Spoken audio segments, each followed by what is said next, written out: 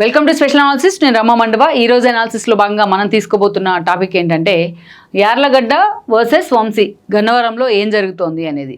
చాలామందికి అనుమానం రావచ్చు ఈ టైటిల్ చూసిన వాళ్ళకు. ఆల్రెడీ వంశీ అరెస్ట్ అయ్యి జైల్లో ఉన్నారు. గన్నవరంలో పార్టీ ఆఫీసు, టీడీపీ ఆఫీస్ తగలబెట్టిన కేసులో 2023 ఫిబ్రవరి 20న ఆ కేసులో ఆయన జైల్లో ఉన్నారు. ప్రధాన ముద్దాయిగా కూడా ఉన్నారు. దానిలో ఇప్పటికే ఆయన అనుచరులను కూడా 20 మందిని అక్కడ అరెస్ట్ చేయడం జరిగింది. అప్పటికే వంశీ కూడా ఎక్కడ విదేశాలకు వెళ్లకుండా, ఈ కేసు నుంచి పారిపోకుండా ఆయనకు లుకౌట్ నోటీస్ కూడా ఇచ్చింది కూటమి సర్కార్.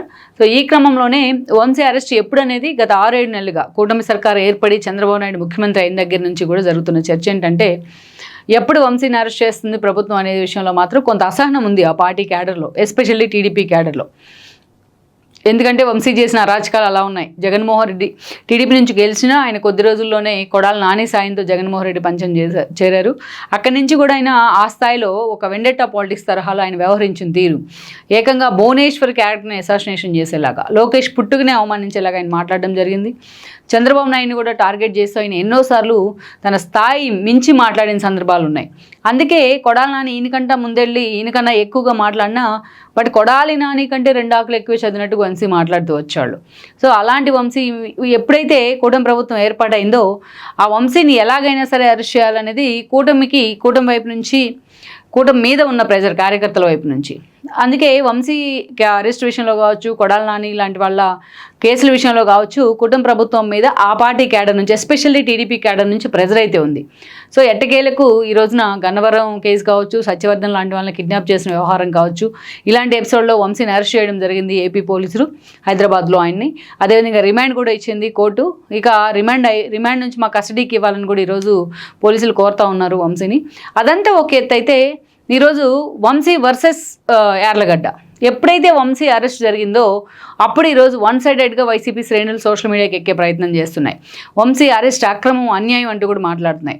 ఎప్పుడైతే సత్యవర్ధన్ పెట్టిన కేసును ఆసరాగా చేసుకుని పోలీసులు ఆయన అరెస్ట్ చేశారు, అదే సత్యవర్ధన్ ఆ కేసుతో తనకు సంబంధం లేదంటూ కూడా వెనక్కి తీసుకునే ప్రయత్నం చేయడంతో కేసే లేని చోట వంశీని ఎలా అరెస్ట్ చేస్తారంటూ కూడా అందరూ పైకి వస్తూ ఉన్నారు. ఈరోజు చూస్తే అంబటి రాంబాబు లాంటి వాళ్ళు పార్టీ తరపున వాయిస్ వినిపిస్తూ ఉన్నారు. ఇక ఒక పిన్నెల్లి తరహాలోనో, ఒక నందిగం సురేష్ తరహాలోనో జగన్మోహన్ రెడ్డి వాళ్ళ దగ్గరికి పోలీస్ స్టేషన్లకు వెళ్ళి వాళ్ళని పరామర్శించిన విషయం మనకు తెలుసు. బట్ వేరే వంశీ విషయానికి వచ్చినట్లయితే జస్ట్ ఒక ట్వీట్ చేసి మాత్రమే జగన్మోహన్ రెడ్డి చేతులు దులుపుకునే ప్రయత్నం చేశారు. ఈరోజు వంశీ అరెస్ట్ అన్యాయం, రెడ్ బుక్ రాజ్యాంగం అంటూ కూడా మాట్లాడుతూ చాలా ఆవేశంగా ఒక ట్వీట్ చేశారు ఆయన, అంతే. బట్ అలాగని మీడియా ముందుకు వచ్చి వంశీ అరెస్ట్ మీద ఎక్కడా కూడా ఒక ఖండిస్తూ ఒక సీరియస్గా ఒక ప్రకటన చేసిన పరిస్థితి అయితే మనం చూడం జగన్మోహన్ రెడ్డి మీద. కానీ వంశీ అనుచరులు కానీ, ఆయన ఎంతో కొంత ఫాలో అయ్యే అనుచరులు కానీ, వాళ్ళ ఫ్యామిలీకి సంబంధించి ఎస్పెషల్లీ వంశీ సతీమణి కానీ ఈరోజు మీడియా ముందుకు వచ్చి మాట్లాడుతూ ఉన్నారు. వంశీ అరెస్ట్ అక్రమం, అన్యాయం అంటూ జగన్మోహన్ రెడ్డి ఎలాగైతే చెప్పారో వీళ్ళంతా కూడా అదే రకంగా మాట్లాడుతూ ఉన్నారు. అందుకనే ఈ రోజున ఆ స్థాయిలో టీడీపీ వంశీ అరెస్టుకి సంబంధించిన వివరణ ఇవ్వడానికి ఈరోజు యార్లగడ్డ వెంకట్రావుని రంగంలోకి దించింది. మామూలుగా అయితే యార్లగడ్డ వెంకట్రావు ఎప్పుడు కూడా మీడియా ముఖంగానో లేకపోతే అంత అగ్రెసివ్గానో మాట్లాడిన సందర్భాలను అయితే మనం చూడం. ఇంకా గట్టిగా మాట్లాడితే వంశీతో పోలిస్తే ఆయన చాలా సైలెంట్గానే ఉంటూ వచ్చారు రాజకీయాల్లో. దుట్టా రామచంద్రరావుని పెట్టి వంశీ మీద ఒక ప్రయోగం చేశారు జగన్మోహన్ రెడ్డి 14లో. అయినా సరే వంశీ అక్కడ కొంత తేడాతోనే గెలవడం జరిగింది. ఇక వేరే దుట్టా కంటే ఒక అగ్రెసివ్ పొలిటీషియన్ కావాలనుకున్నారేమో జగన్మోహన్ రెడ్డి. అప్పటికే ఒక ఎన్ఆర్ఐగా సక్సెస్ఫుల్ పారిశ్రామికవేత్తగా పేరున్న ఈయన తీసుకొచ్చున్నారు 2019 ఎన్నికల్లో. సో 19 ఎన్నికల్లో యార్లగడ్డ చేతిలో చాలా నేరవుతోని వంశీ గెలవడం జరిగింది. అంటే చావు తప్పి కొన్నలొట్టపోయిన విధంగా.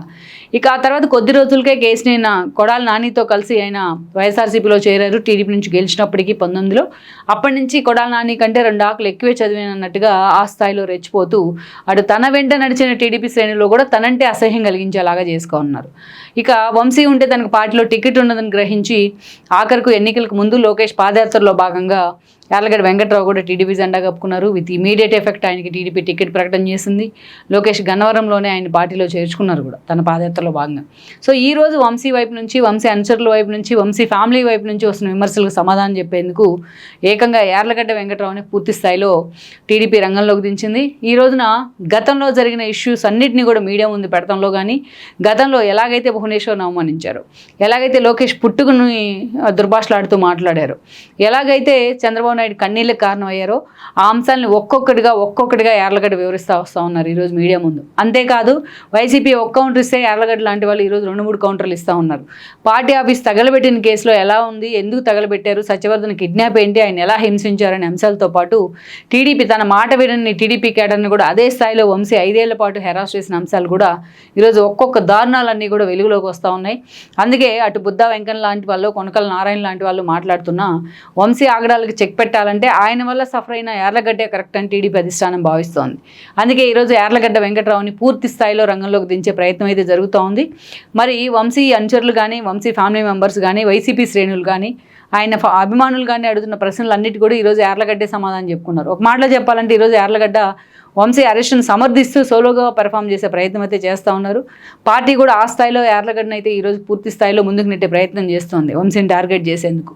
మరి ఈ విషయంలో యార్లగడ్డ పూర్తి స్థాయిలో ఎంతవరకు కూడా ఆయన పూర్తి స్థాయిలో వంశీ అరెస్ట్ వెనుక ఎలాంటి కుట్ర లేదనే అంశాన్ని ఎంతవరకు జనంలోకి తీసుకెళ్ళగలరు, సో ఎంతవరకు కూడా పెర్ఫామ్ చేయగలరు అనేది మనం చూడాలి. ఓవరాల్గా మాత్రం ఈ పరిణామాలతో వంశీ అనుచరులు వర్సెస్ యార్లగడ్డ వెంకట్రావు అన్న పరిణామాలు అయితే గన్నవరంలో చోటు చేసుకుంటూ ఉన్నాయి. ఓవరాల్గా ఈ సిచ్యువేషన్ నడుమ వంశీ రాజకీయ భవిష్యత్తు ఏ మలుపు తిరుగుతుంది గన్నవరంలో అన్నది మనం చూడాల్సి ఉంది. దట్ ఇది అవకాశం కూడా యార్లగడ్డకి తన వాయిస్ ప్రూవ్ చేసుకునేందుకు కానీ, వంశీతో తనుబడిన బాధలేంటో జనం ముందు చెప్పడానికి కానీ, గన్నవరంలో తనకు తిరుగు లేకుండా పూర్తి స్థాయిలో తను ఎమర్జీ కావాలి అంటే ఒక సీరియస్ పొలిటీషియన్గా సో వంశీ మీద పూర్తి స్థాయిలో వంశీని టార్గెట్ చేయాల్సిన అవసరం ఈరోజు యార్లగడ్డకు ఉంది. అందుకే ఆ స్థాయిలో ఆయన మీడియా ముందుకు వచ్చి మాట్లాడుతున్న పరిస్థితి మొదటిసారిగా మనం చూస్తూ ఉన్నాం. లెట్స్ సీ మరి ఈ పరిణామాలు గన్నవరం రాజకీయ భవిష్యత్తును ఏ మలుపు తిప్పుతాయన్నది మనం చూడాల్సి ఉంది. ఈ వీడియో మీకు నచ్చినట్లయితే please share, like and subscribe.